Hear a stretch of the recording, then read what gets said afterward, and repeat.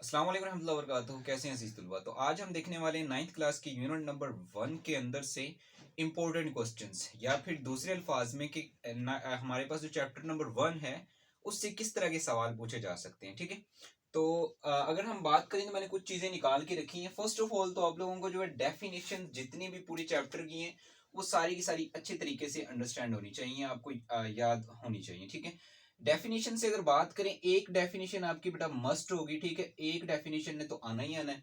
ठीक है, साथ इसके एक एमसीक्यूज भी आ सकता है। ठीक है, एमसीक्यूज भी डेफिनेशन से ही क्लियर हो सकता है। ठीक है, उसके बाद जो है नेगेटिव मैट्रिक्स क्या है, ठीक है, जिसको हम उर्दू में अगर बात करें तो मनफी कालब कहते हैं। तो इसके रिलेटिव आपको आइडिया होना चाहिए। थर्ड वन मेरे पास है डिटर्मिनेंट। डिटर्मिनेंट को अगर हम उर्दू में कहें तो इसको हम मक्ता कहते हैं। ठीक है, इसके रिलेटिव सवाल पूछा जा सकता है। अर्जाइंट के बारे में सवाल पूछा जा सकता है। ट्रांसपोज क्या है, या फिर वेक्टर जो हमारे पास मैट्रिक्सेस हैं उनको एडिशन किस तरह से करना है, सब्ट्रैक्शन किस तरह से करना है, मल्टीप्लिकेशन किस तरह से करना है।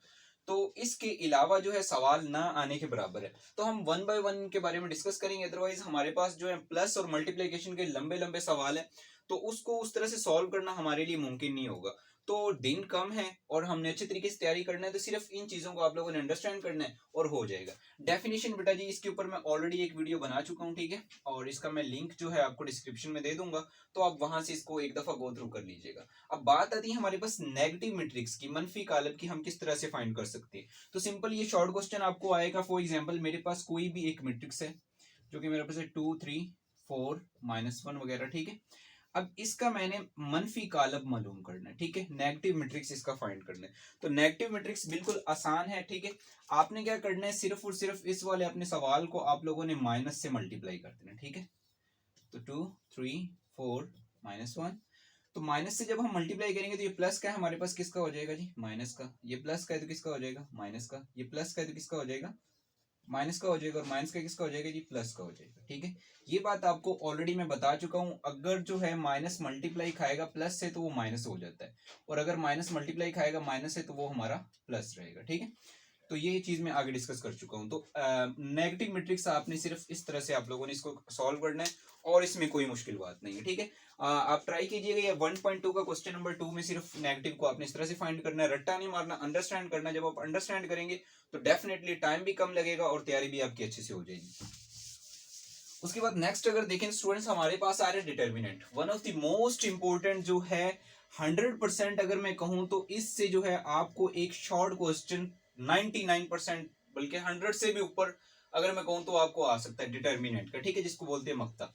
पर बाज औकात सीधा सीधा कह देगा कि मक्ता मालूम करो। बाज औकात वो ये भी पूछ सकता है कि हाँ जी बताओ कि ये आपके पास जो है नादर कालब है या फिर गैर नादर है। ठीक है, मतलब कि वो हमारे पास सिंगुलर है या नॉन सिंगुलर है। कैसे, मिसाल के तौर पे इसको करके देखते हैं, फिर मैं आपको बताता हूँ। तो डिटर्मिनेंट के लिए बेटा जी आपने स्ट्रेट लाइंस यूज करनी है। ठीक है, तो अब इसमें सिंपल आप लोगों ने क्या करना है, इस वाले 2 को इस -1 से मल्टीप्लाई कर देना है। और ऑलवेज जब आप एक पेड़ को मल्टीप्लाई कर लो तो सैम्बल आपने माइनस यूज करना है, और 4 को मल्टीप्लाई कर देना आपने 3 से। ठीक है, इसको मल्टीप्लाई करते हैं, 2 1 jar 2 plus minus minus 4 3 jar 12 हो जाएगा हमारे पास। ठीक है, और 12 और 2 हमारे कितने होते हैं जी, -14 होते हैं। तो ये हमारा डिटर्मिनेंट है। पर साथ वो ये पूछ ले कि बताओ वो नादर है या गैर नादर है। अगर आपके पास किसी चीज का जो डिटर्मिनेंट है वो अगर 0 आ जाता है तो वो होता है हमारे पास नादर, और अगर किस चीज का जो डिटर्मिनेंट है हमारे पास वो 0 नहीं आता तो वो हमारा गैर नादर है। अब ये वाला आंसर जो है हमारा -14 आया है, 0 तो नहीं आया, तो इसलिए ये हमारा क्या होगा स्टूडेंट्स, ये हमारा होगा जी गैर नादर। ठीक है, जिसको हम नॉन सिंगुलर कह सकते हैं। तो एक सवाल इसके रिलेटिव पूछा जाएगा आपसे। ठीक है, और जो आपके जो स्कूल के अंदर टेस्ट होते हैं तो उसके अंदर ये तो डेफिनेटली पक्का पूछा जाएगा। बट अगर आपके फाइनल एग्जाम के पॉइंट ऑफ व्यू से बात करें तो फिर इसके कुछ कुछ चांसेस हैं कि ये आपसे सवाल पूछा जाएगा। अब नेक्स्ट अगर हम बात करें तो हमारे पास अगली चीज आ रही है, और वो है हमारे पास अर्जाइंट स्टूडेंट्स। तो अर्जाइंट जो है इतना इंपॉर्टेंट नहीं है, बट फिर भी आपको आइडिया होना चाहिए। अगर आप आपसे जो है एडिटिव इनवर्स के बारे में बात कर ले, ठीक है, मल्टीप्लिकेटिव इनवर्स की, सॉरी, मल्टीप्लिकेटिव इनवर्स की बात करें तो फिर आपको एडजॉइंट भी आना चाहिए। अगर इसी सवाल का मैं एडजॉइंट फाइंड करूंगा, बहुत आसान है, ठीक है। तो एडजॉइंट में क्या होता है स्टूडेंट्स, इन दोनों की जो है हम लोग प्लेसेस चेंज कर देते हैं, जगह बदल देते हैं, ठीक है। तो जगह बदलेंगे तो ये -1 इधर चला जाएगा और 2 इधर चला जाएगा। ये प्लस का 3 है तो ये माइनस का हो जाएगा, 4 प्लस का है तो ये किसका हो जाएगा जी, माइनस का हो जाएगा। तो ये आपका जी एडजॉइंट आपका हो चुका है, ठीक है। उसके बाद नेक्स्ट जो हमारे पास चीज है वो है बेटा जी ट्रांसपोज। इसी ही मैट्रिक्स को मैं लेके चलूंगा। देखिए स्टूडेंट्स, कॉन्सेप्ट होना चाहिए, मैं सिर्फ और सिर्फ एक मैट्रिक्स को लेके चल रहा हूँ और आप लोगों को सारी चीजें क्लियर करवा रहा हूँ। तो आपने कॉन्सेप्चुअल चीजों को पकड़ना है, अदरवाइज जो बुक के अंदर जो मल्टीप्लिकेशन के, एडिशन के, जो एडजॉइंट, डिटर्मिनेंट, इसके बहुत ज्यादा सवाल है, तो कॉन्सेप्ट को आपने पकड़ना है। तो बात करें ट्रांसपोज की, तो सिंपल आपने जो है लिखना है टेकिंग ट्रांसपोज, ठीक है। तो ट्रांसपोज हम लेते हैं जी इसका,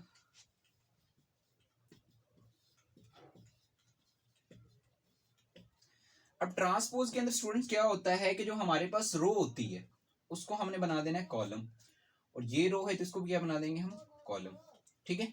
तो ये हमारा जी ट्रांसपोज हो गया। अगर बात करें स्टूडेंट्स 1.2 के जो लास्ट क्वेश्चन है उसके अंदर डिमांड की गई है किसी चीज का डबल ट्रांसपोज एक इक्वल होता है, और ये सवाल बहुत इंपॉर्टेंट है, बहुत मशहूर सवाल है, ये पूछा जा सकता है। तो सिंपल इसमें आपने देखें एक चीज का डबल ट्रांसपोज है, एक ट्रांसपोज आपके पास आ चुका है, आप फिर लिख दें टेकिंग अगेन ट्रांसपोज।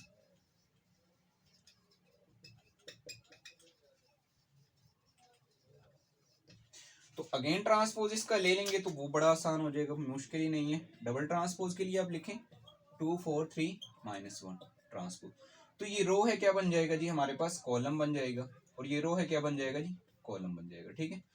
तो अब स्टूडेंट्स देखें तो हमारे पास जो चीज हम लेके चले थे दोबारा वही चीज आ चुकी है, तो ये हमारा ए का डबल ट्रांसपोज भी हो गया। तो ये सवाल आपसे इस तरह से पूछा जा सकता है। अब नेक्स्ट हमारे पास जो कॉन्सेप्ट आ रहा है स्टूडेंट्स, इसमें है हमारे पास एडिशन और मल्टीप्लिकेशन।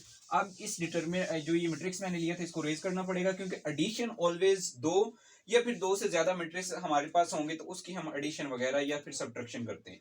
तो मैं जी एक बात स्टूडेंट्स बात ज़हन में रखिएगा, कभी भी लंबा चौड़ा सवाल आपसे नहीं पूछा जाएगा, वेरी सिंपल बिल्कुल छोटू सा सवाल आपसे पूछा जाएगा। ऐसे नहीं है कि आपके पास, मिसाल के तौर पे एग्जांपल में देता हूँ 2 3 4 1 2 4 1 3 -2 एंड 4, ठीक है। कोई बी मैट्रिक्स एक और हमारे पास हो वो भी इतना ही बड़ा हो, ठीक है, उसमें कुछ वैल्यूज हो, तो बहुत कम बल्कि -0% चांसेस है, जीरो से भी मतलब ना होने के बराबर इतने इतने बड़े सवाल आपसे नहीं पूछे जाएंगे, जो कि गालबन आपके 1.4 या फिर 1.3 के अंदर बड़े लंबे लंबे चौड़े चौड़े सवाल है, जो कि हमारे पास कुछ इस तरह से A+B+C समथिंग इस तरह के। तो ये सवाल जस्ट प्रैक्टिस के लिए है, ये एग्जाम पॉइंट ऑफ व्यू से बिल्कुल जीरो सवाल है, मतलब इस तरह से एग्जाम में इनका पूछना पॉसिबल नहीं है। और अगर पूछा जाएगा एग्जाम के अंदर तो एडिशन तो नहीं पूछा जाएगा आपसे, एडिशन के अंदर जो ट्रांसपोज को मिक्स करके पूछ सकता है।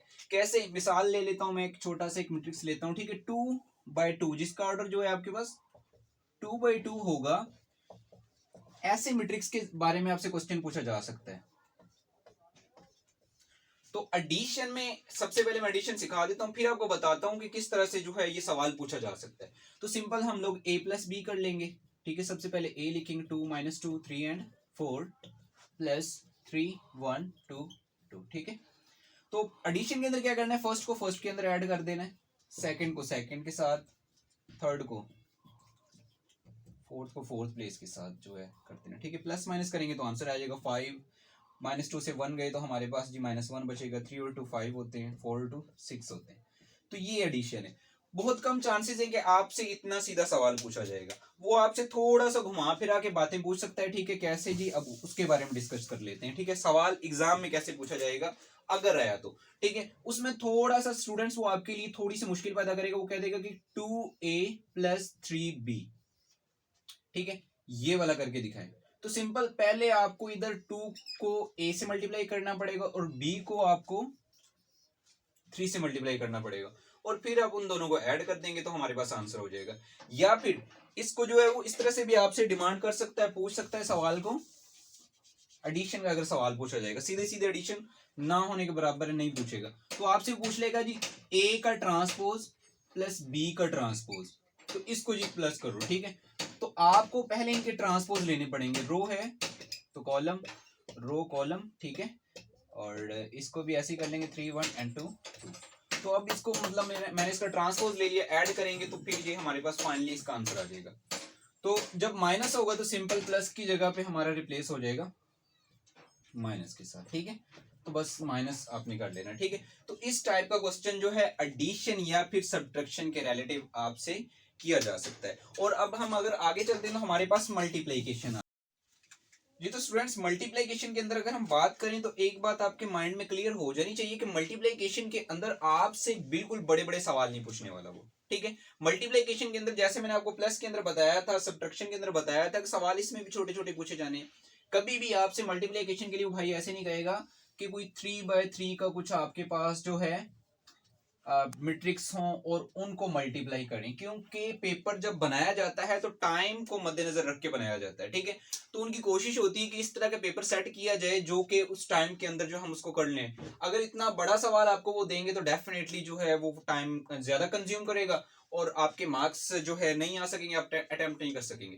तो मल्टीप्लिकेशन की भी अगर बात करें स्टूडेंट्स, जो है 1.4 एक्सरसाइज के क्वेश्चन नंबर आपके पास स्टूडेंट 3 या 4 जो है 4 क्वेश्चन नंबर 4 जो आपके पास, उसको आपने अच्छे तरीके से तैयार करना है। क्वेश्चन नंबर 4 में से आपसे वो पूछा जाएगा, ठीक है। तो मैं एक आध सवाल उधर से ले लेता हूँ, फिर उसको देखते हैं, ठीक है। आपकी बुक का ही सवाल ले रहा हूं मैं, -30 एंड 40, ठीक है। तो देखिए बिल्कुल आसान सा, इजी सा, मतलब छोटू सा आपसे जो है दो मैट्रिक्सेस उनको अपने मल्टीप्लिकेशन करना है, ठीक है। मल्टीप्लिकेशन जो है वो एडिशन और सब्ट्रैक्शन से थोड़ी सी अलग है। कैसे स्टूडेंट्स, देखते हैं करके, फिर आप लोगों को बताते हैं कि ऐसा क्यों है, ठीक है। तो मल्टीप्लिकेशन के अंदर जो आगे क्या ऐड में क्या करते थे, पहला उसके साथ और उसका उसके साथ, ठीक है। इस तरह से हम लोग जो है कर रहे होते थे, ठीक है। तो इसमें क्या होता है स्टूडेंट्स, जो है नंबर ऑफ रोज जो है नंबर ऑफ कॉलम्स के इक्वल होनी चाहिए, ठीक है। यहाँ पे रो कितनी है जी 1, कॉलम कितना है जी 1। तो एडिशन जो इसकी मल्टीप्लिकेशन पॉसिबल है। अगर इसका ऑर्डर जो है number of rose number of column के इक्वल नहीं होता तो फिर मल्टीप्लाई नहीं कर सकते।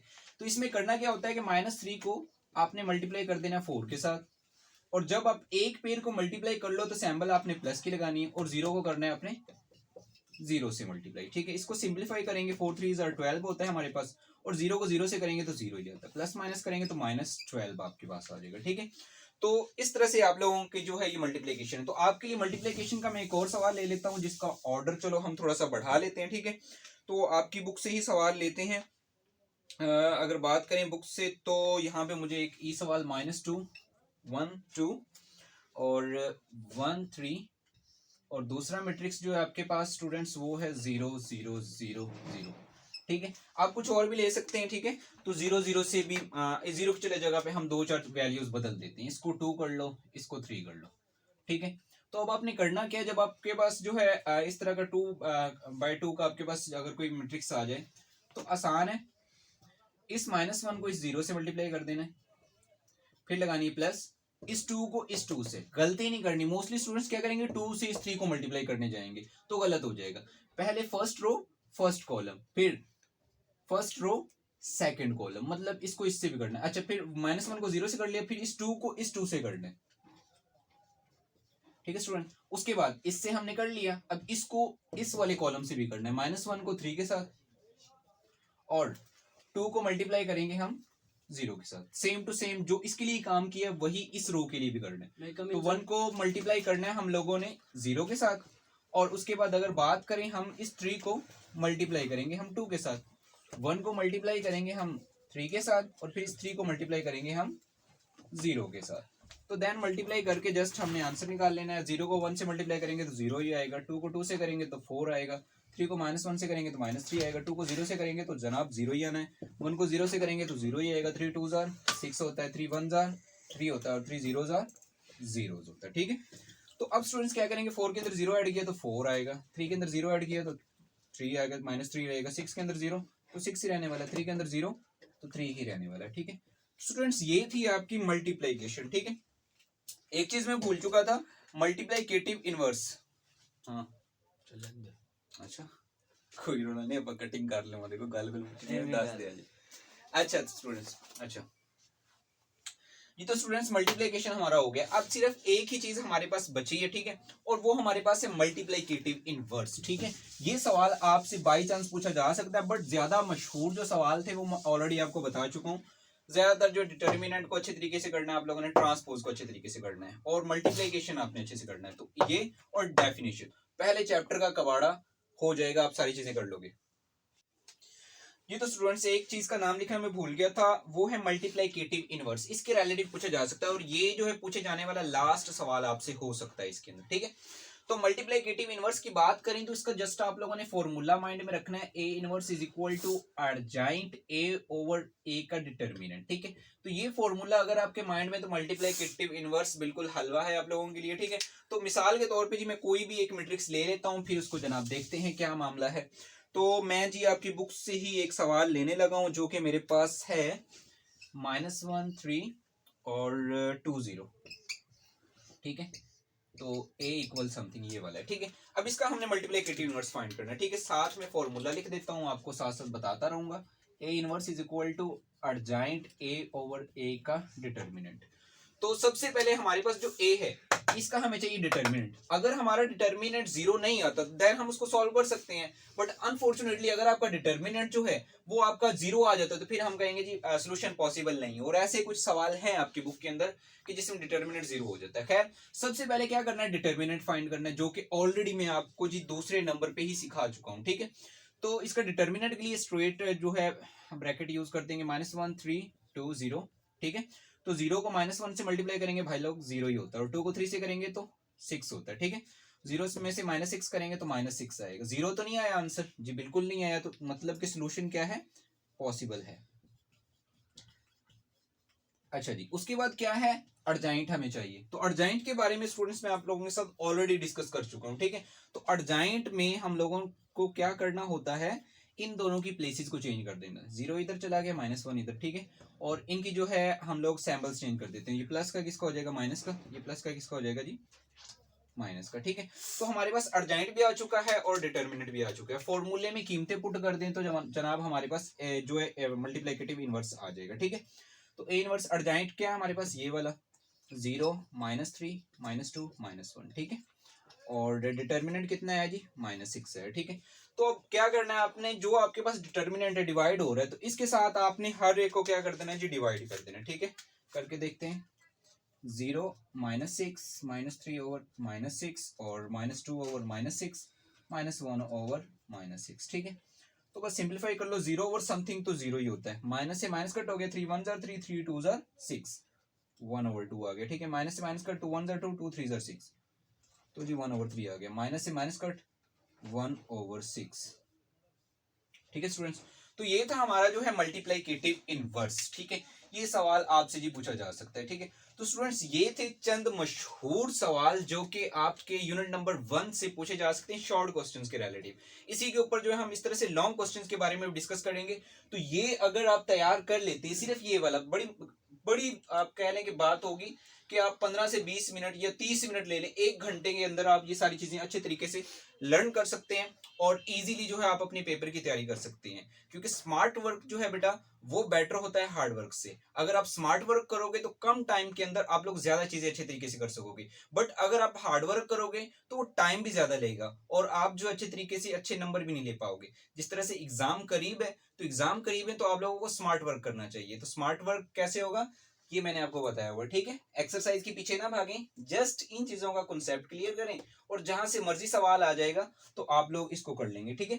उम्मीद है आप लोगों को जो चीजें मैंने डिस्कस की हैं आप लोगों को समझ लगी होंगी। पर फिर भी आपका कोई सवाल हो, अगर आप कुछ पूछना चाह रहे हैं तो आप कमेंट बॉक्स के अंदर जो है अपने सवाल जरूर पूछें। दुआ में याद रखिएगा, मिलते हैं अगली वीडियो में, तब तक के लिए अल्लाह हाफिज।